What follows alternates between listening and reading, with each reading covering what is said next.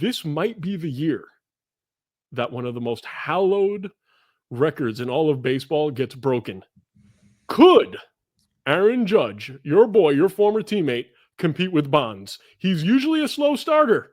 Right now, he's past Bonds' pace from 2001. Now, we're talking very early in the season. However, we've seen Judge go off for a full season. Do you think there's a shot? Ooh, do I think there's a shot? The problem, it's awesome because he is ahead of Bonds right now, ahead of the pace. I don't think there's a shot. I don't think there's a shot. I think people have learned from the past and are not going to pitch. The problem is, I think Judge is going to be in a lot of really important games, and he doesn't have the ability to take 3 walks and see one pitch and hit it out. And that's where Bonds kind of made that difference. And I don't think he's on that level. I don't think he would be able to do it. But I'll say this, man, he's crushing the ball. How can I disagree with the pace? But again, I don't think it's going to come the way Bonds did it, where it was like every day. I think it's going to be like in streaks with Judge. Listen, we've seen him hit 60. And we're talking about another 13 home runs. It's not, an easy feat. But again, Judge usually starts off slow, and he hasn't started off slow so far this year. He's going to get into a groove at some point. I think he's going to be at the All-Star game. I think he'll probably be a couple of home runs off the pace. So you want to know something crazy, right? June 19th. June 19th, 2001, against the Braves in Atlanta was the first time Barry hit multiple home runs in one day. Yeah, and that's the problem with this pace. Is yes, he's ahead now, but Barry picked up the pace as the season went on, and that pace got faster and faster and faster. And so that's my only thing. Like Barry had 11 in the month of basically in April. Okay, he had 11. Mm-hmm. And he only hit 17 in June.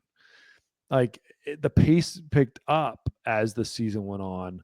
Oh my God, he only hit 6 in July. That's what I'm saying. There's really a possibility. I'm not saying it's going to happen, but it's possible, because the one thing you said, he didn't have multiple home run games, talking about Bonds. Judge is able to do that.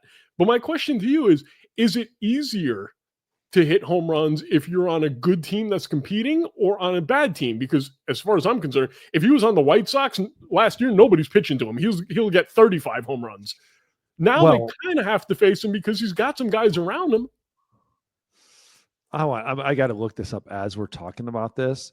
One of my biggest problems is like Judge is going to see a lot more pitches than Bonds, right? He's going to see a lot more pitches. So last year, Aaron Judge, who absolutely crushed the ball, 58 home runs, right? God, he hit 58. Had 704 at bats. So 559, 704 plate appearances, 559 bats. Bonds had 476 at bats. So almost 100 less. I think at some points people are going to figure out and just stop pitching to him. And force the other guys in this lineup, and that's when it's going to get really interesting. Is he going to be able to take 3 walks in a game and still continue that pace? I don't know if Judge has ever been able to do that the way Barry did. And Barry could take 3 walks and hit a home run. 3 walks, hit a home run. He had 170 some walks, 177 base on balls, 35 intentional base on balls. That's the thing. I don't know if Judge has been able to would be able to sit there and every single day get walked. I mean, he led the league with 133.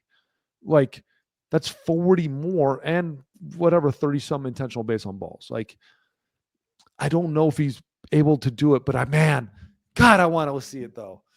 God, I want to see it. I want to see him being 60. I want to see him get into the mid 60s and have that start like going crazy.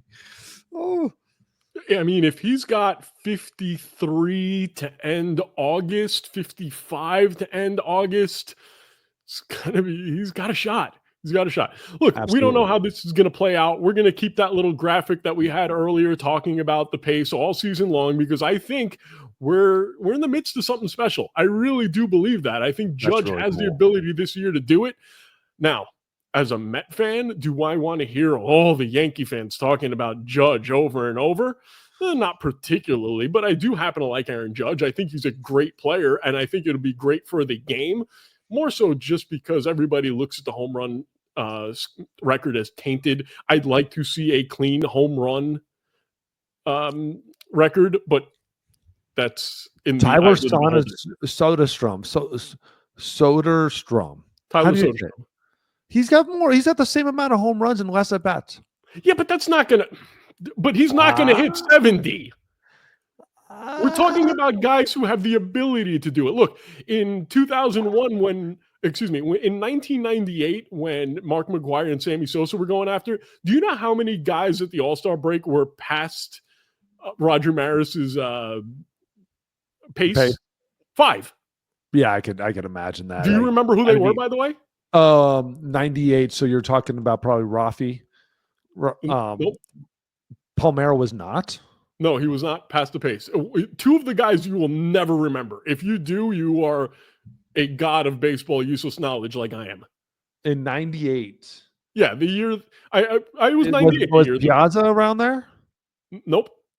Talking about that 98 year Barry? Nope. I'll tell you real quick. It was McGwire, it was Sosa, it was Junior, but then you had Greg Vaughn and Jeremy Burnitz that were also on that pace. Burnitz was a Met that year, right? No, he was with Milwaukee. Okay. I'd like to say. Or, you would have remembered if it was a Met. So no, he wouldn't have been. He was. I don't know. I want to say Milwaukee or Colorado, but I can't remember off the top of my head. Nope, not Colorado. No, I'd like to say Milwaukee. That's the first thing that's sticking in my brain. And Greg Vaughn was with San Diego, if memory serves. Yeah, I mean, I could see both those guys. I mean, again, those guys were maybe juiced. You think? Maybe right in that. I'm not saying I don't know. They're ripe in that generation of like. Yeah. Milwaukee. Burnett was Milwaukee. He ended up with 38. I mean, he might not have. I mean, he never passed 38. He was always right in that 30 home run. I think he might have gotten injured later in the year because he was on that pace. He and Greg Vaughn were on the pace at one point. Anyway, we've gone way off topic with this. Bottom line is, I think Judge has a shot. You think it's a very outside chance. It'll be great for baseball. Can you imagine having Ohtani back pitching, hitting home runs, and then the polar opposite on the other side of the country doing a home run derby every day? It would be great for baseball. I'd love to see it. And then they'll screw it up by having a strike in a couple of years.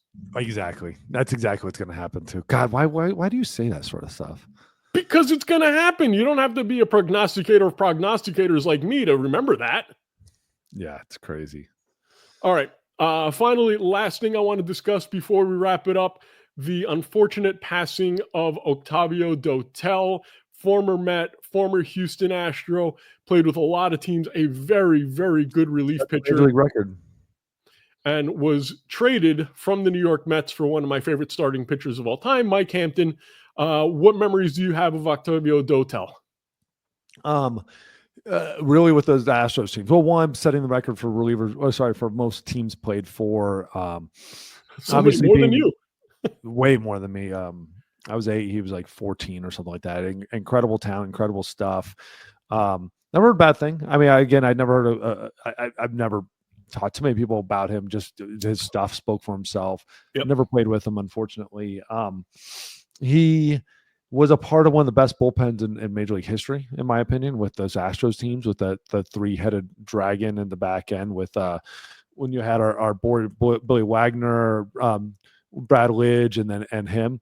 It was absolutely insane in the back end of that bullpen. I think he was like 7th inning guy in there. Lidge was 8, and then Billy was 9.